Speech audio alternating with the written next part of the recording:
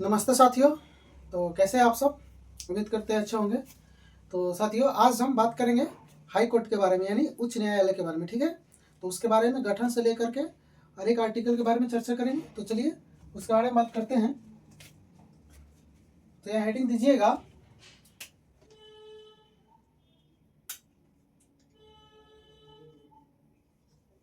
उच्च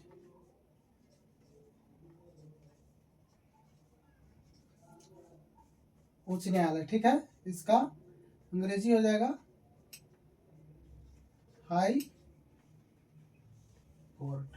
ठीक है, हाई कोर्ट। तो साथियों, हम देखेंगे कि सबसे पहले हाई कोर्ट का गठन कहाँ पे किया गया था और किस अधिनियम के द्वारा किया गया था। ठीक है, तो उसके बारे में बात करते हैं। तो आप लोगों को पता ना हो तो हम बताते हैं कि हाई कोर्ट का जो गठन है, हाई कोर्ट का गठन 1861 अधिनियम के तहत 1861 अधिनियम के तहत 1862 में किया गया था। कब किया गया था? 1862 में। लेकिन हाई कोर्ट का चर्चा किस आर्टिकल में, उसके बारे में हम बात करेंगे। तो हाई कोर्ट के गठन का चर्चा अनुच्छेद 214 में हाई कोर्ट के गठन की चर्चा है। तो हाई कोर्ट के गठन की चर्चा किस आर्टिकल में? तो आर्टिकल 214 में। ठीक है, लेकिन हाई कोर्ट का जो गठन है सो सबसे पहले 1861 अधिनियम के तहत कब किया गया था? 1862 में। तो 1862 में आप लोग को जानकारी हो तो हम बताते हैं, ना हो तो बताते हैं। हाई कोर्ट का जो है 1862 में 3 हाई कोर्ट का गठन किया गया था। कौन कौन? तो एक आपका KBM, क्या याद रखना है? KBM। ठीक है, KBM 1862 में 3 हाई कोर्ट का गठन। हाई कोर्ट में KBM, के से कलकत्ता, के से आपका कलकत्ता, बी से आपका बंबई और एम से आपका मद्रास। लेकिन इन तीनों में जो है सबसे पहले कलकत्ता हाई कोर्ट का गठन किया गया था। किसका गठन? तो कलकत्ता हाई कोर्ट का। उसके बाद बंबई हाई कोर्ट, ठीक, और तब मद्रास हाई कोर्ट का गठन किया गया था। ठीक है, तो हाई कोर्ट का गठन आर्टिकल 214 में हाई कोर्ट के गठन की चर्चा। ठीक है, हाई कोर्ट का गठन 1861 अधिनियम के तहत कब किया गया था?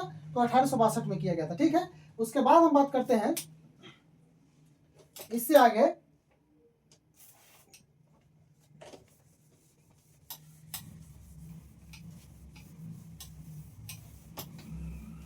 इसके हम आगे बात करेंगे। तो साथियों, हाई कोर्ट के गठन हो गया। इसके बाद हाई कोर्ट का जो मुख्य न्यायाधीश होता है, हाई कोर्ट का मुख्य न्यायाधीश की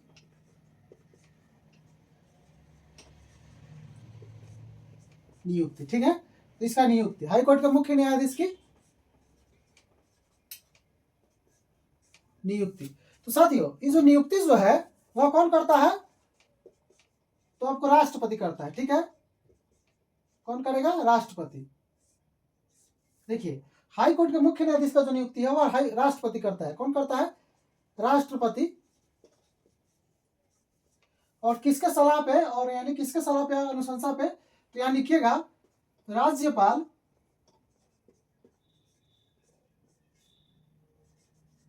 राज्यपाल। उसके बाद मुख्य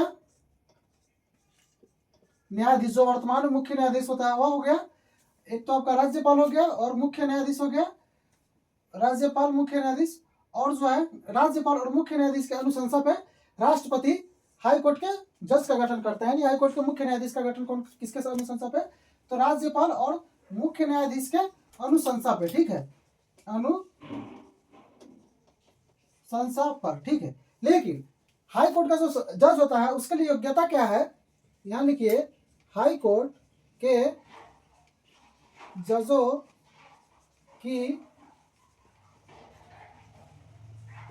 योग्यता। तो इसका जो योग्यता है, तो उसके योग्यता के बारे में बात करेंगे। जो हाई कोर्ट का जजों का योग्यता है, तो पहला आपका हो जाएगा हाई कोर्ट, यहाँ डिस्ट्रिक्ट कोर्ट में 10 साल वकालत या 5 साल डिस्ट्रिक्ट कोर्ट के जज रहा हो। ठीक है, तो हाई कोर्ट के जजों की योग्यता क्या है? डिस्ट्रिक्ट कोर्ट में 10 साल वकालत या 5 साल डिस्ट्रिक्ट कोर्ट के डिस्ट्रिक्ट कोर्ट के जज रहा हो। ठीक है, उस स्थिति में। और दूसरा क्या है? तो दूसरा यह है कि राज्यपाल के नजर में कानून का अच्छा जानकार हो। ठीक है, तो जजों के लिए योग्यता क्या है? डिस्ट्रिक्ट कोर्ट में 10 साल वकालत या 5 साल डिस्ट्रिक्ट कोर्ट के जज रहा हो। ठीक है, दूसरा राज्यपाल के नजर में कैसा व्यक्ति होना चाहिए? तो कानून का अच्छा जानकार होना चाहिए। उस स्थिति में जो है कि हाई कोर्ट के जजों की अनुशंसा कौन करेगा? राज्यपाल करेगा। राज्यपाल और मुख्य न्यायाधीश राष्ट्रपति से करेगा। ठीक है, उसके बाद इसका जो है जज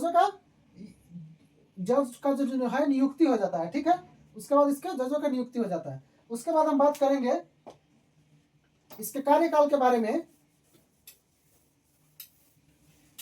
हाई कोर्ट के मुख्य न्यायाधीश की नियुक्ति या इसका कार्यकाल। ठीक है, तो हाई कोर्ट के मुख्य न्यायाधीश का जो कार्यकाल है वह कितने वर्ष का होता है? तो 65 वर्ष तक। ठीक है, कितने वर्ष तक? 65 वर्ष। लेकिन इससे पहले भी अगर वो चाहे तो अपना त्याग पत्र राष्ट्रपति को दे करके माने कि इस सेवा से मुक्त हो सकता है। लेकिन एक और बात यहाँ पे ध्यान रखिएगा, हाई कोर्ट के जजों को जो है न्यायाधीश को हाई कोर्ट के न्यायाधीश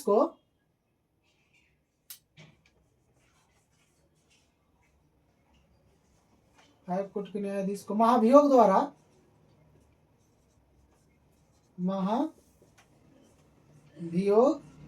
द्वारा हटाया जा सकता है। यानी हाई कोर्ट के न्यायाधीश को हटाना हो तो क्या करना होगा? महाभियोग लाना होगा। ठीक है, महाभियोग जैसी प्रक्रिया लानी होगी। उस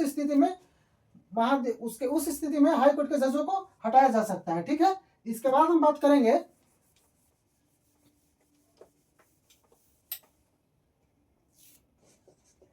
हाई कोर्ट के जजों का वेतन। ठीक है, हाई कोर्ट के जजों के वेतन के बारे में बात करेंगे। तो इसको जो वेतन मिलता है तो कहां से मिलता है? तो राज्य के संचित निधि से। ठीक है, हाई कोर्ट के जजों का वेतन कहां से मिलेगा? तो राज्य के संचित निधि से, ना कि केंद्र के संचित निधि से। ठीक है, तो हाई कोर्ट के जजों को वेतन कहां से दिया जाएगा? राज्य के संचित निधि से हाई कोर्ट के जजों को वेतन दिया जाएगा। उसके बाद साथियों कहा जाता है कि प्रत्येक राज्य के लिए एक उच्च न्यायालय होगा। ठीक है, लेकिन एक बात आप ध्यान में रखिएगा, अगर छोटे छोटे राज्य हो उन सबको मिलाकर के एक उच्च न्यायालय भी बनाया जा सकता है। जैसे कि यहाँ देखिएगा गुवाहाटी जो है, इसमें जो पूर्वोत्तर राज्य, अधिकतर जो पूर्वोत्तर राज्य है उसका क्षेत्राधिकार गुवाहाटी पे। ठीक है, यानी गुवाहाटी हाई कोर्ट जो है इसका जो क्षेत्राधिकार पूर्वोत्तर भारत के ज्यादातर राज्यों पे है। ठीक है, उसके बाद अगर जनसंख्या ज्यादा हो और राज्य बड़ा हो तो उस स्थिति में हाई कोर्ट का खंडपीठ खोला जाता है। ठीक है, यहां लिखिए इलाहाबाद हाई कोर्ट का खंडपीठ। ठीक है, इलाहाबाद हाई कोर्ट का खंडपीठ जो है वह एक लखनऊ में है। कहां पे है? लखनऊ में। तो इलाहाबाद के हाई कोर्ट का खंडपीठ लखनऊ में। इसका मेन कारण यह है कि एक तो यूपी जो है वह सबसे बहुत बड़ा राज्य है, सबसे बड़ा नहीं बहुत बड़ा राज्य है, लेकिन उसका जनसंख्या भी उतना ही ज्यादा है। उस स्थिति में जो है कि एक हाई कोर्ट जो इलाहाबाद है इससे उतना जो है इलाहाबाद हाई कोर्ट उतना मैटर को नहीं संभाल पाता है, जिसके वजह से इसका जो एक खंडपीठ है वह लखनऊ में खोला गया। कहाँ खोला गया है? इसका खंडपीठ लखनऊ में खोला गया है। और इलाहाबाद में जो है सबसे ज्यादा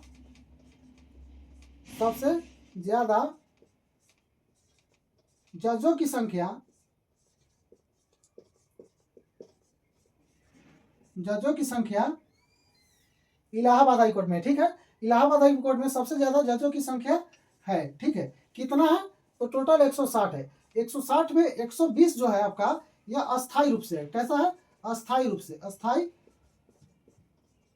रूप से। वही 120 प्लस 40 जो है, तो 40 जो है यह अस्थायी रूप से है, अस्थायी रूप से, यानी इसका जो है फेरबदल होते रहता है, ठीक है।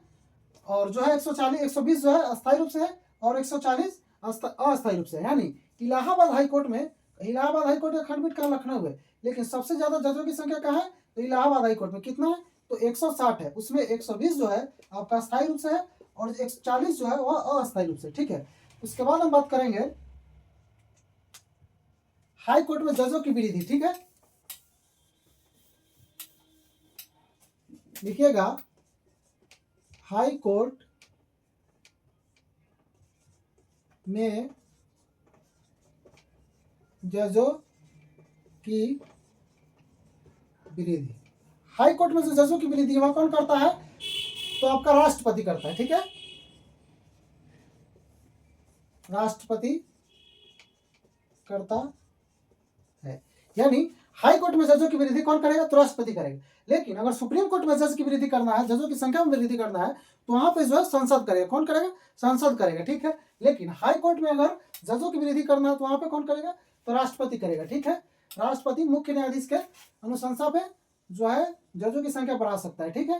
तो साथियों, आज के क्लास को हम यहीं पे खत्म करते हैं और फिर कल हम आप लोग से मिलेंगे और उसमें जो है 214 से आगे जितने आर्टिकल है उसको ट्रिक पे देखेंगे, ठीक है। आज जो है हाई कोर्ट के बारे में हमको विशेष जो शुरुआती जानकारी जो हम लोग को चाहिए था उसके बारे में बात की है और फिर कल हम मिलेंगे।